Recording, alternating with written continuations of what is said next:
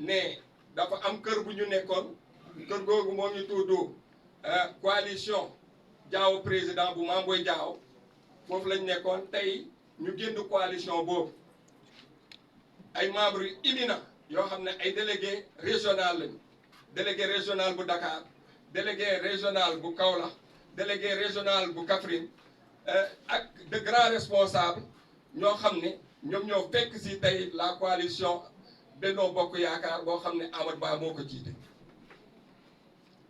ñun nag dañ jógee si kër dugg si kër jógee suñu kër mag ñu koy woowee Mame Boye Diao dem suñu kër Amadou Ba li ko waral du dara xanaa ne dañu dem bokkoon fenn seetlu fu ñu nekkoon xool si lu ñu nekkoon balaa ñu doon engagé dans la coalition Diao président dafa amoon lu ñu tënkoon am lu ñu gëmoon am lu ñu fa yóbbuwoon seet nañu gis nañu dajuñu lu ñu dajul mooy loo xam ne dalul suñu xel lu dalul suñu xel mooy une élection présidentielle elle est trop sérieuse une élection présidentielle du yëfu caaxaan un pays on le confie à ñu ko mën a yóbbu si loolu nag si ànd bu ñu àndoon au niveau de la coalition Diao président dañ fi gis amateurisme bu bëri dañ ko gis loo xam ne dalul xel te mënul yóbbu réew mi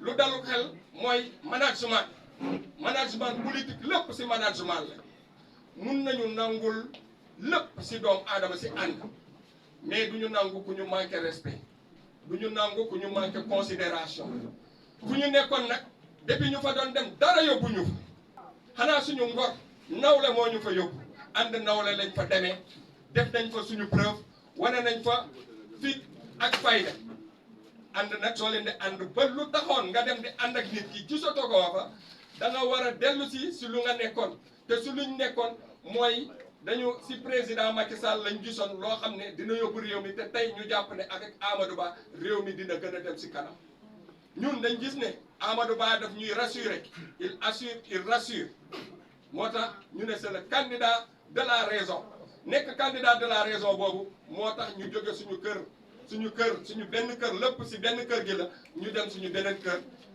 muy le président Amadou Ba moom la ñu fas yéene gunge pour élection 2024 damay wax ne si Diao président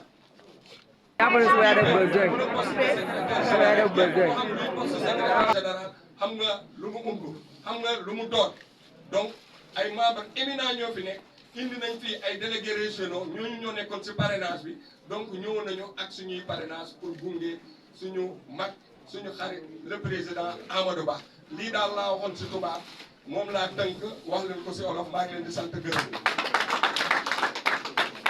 Merci El Hadj Seydi.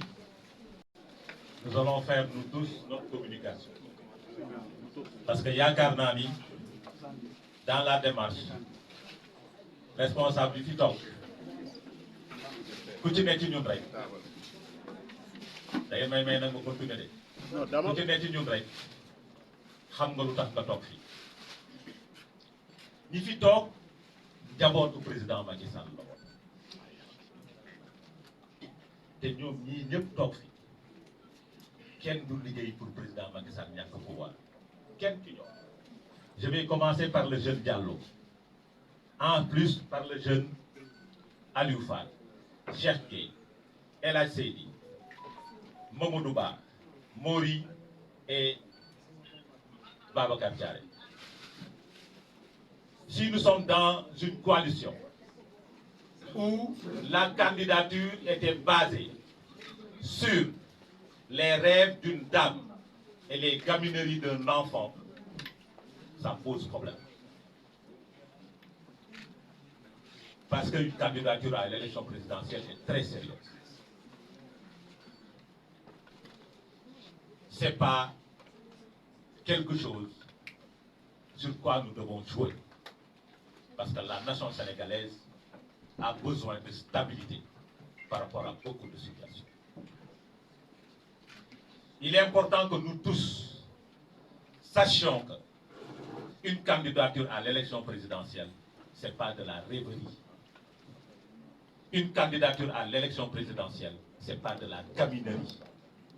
Une candidature à l'élection présidentielle, ce n'est pas dans un coup de tête ou bien vouloir être un ministre pour pouvoir déclarer sa candidature. Aujourd'hui, nous sommes revenus pas dans la maison du Père, parce qu'on était dans la maison du Père. Dans la maison, il y avait plusieurs chambres.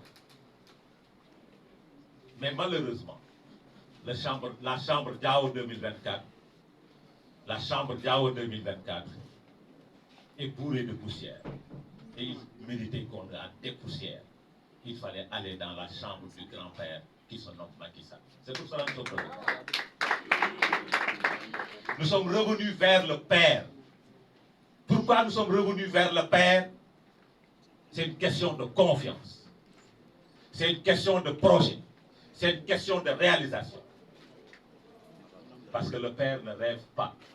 Sa dame ne rêve pas. Son fils aîné n'est pas dans les caprices.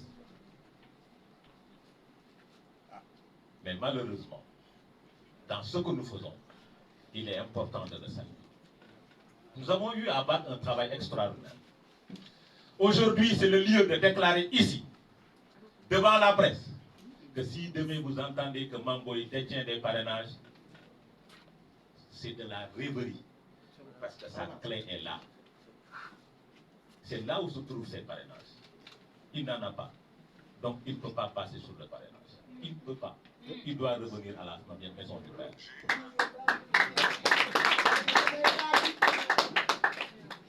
C'est ça la réalité. Nous ne sommes guère des vendus.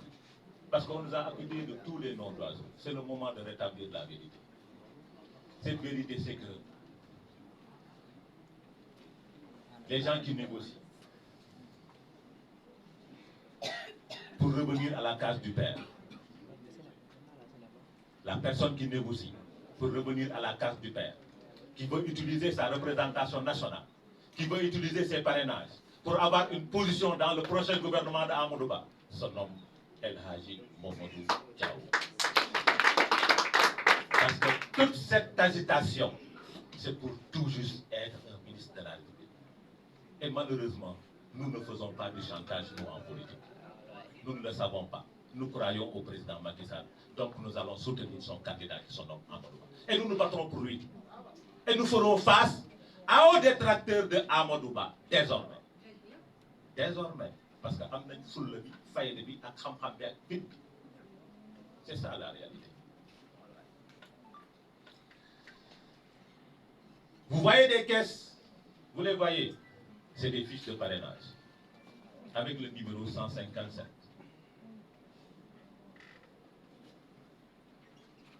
Et ces fiches seront remis au candidat Amadou Ba et au président de la République Macky Sall.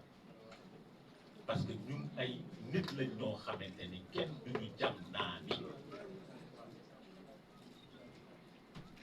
nous n'allons jamais travailler pour la perte du pouvoir du président Macky Sall. Que nous l'air nak nit ñi mënon nañ réer mënon nañ joom mënon nañ lëndëm mais duñ ci dox. Li ma bëgg wax nit ñi nak moy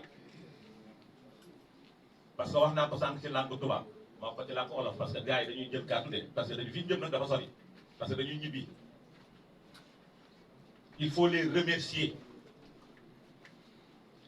C'est le lieu de remercier.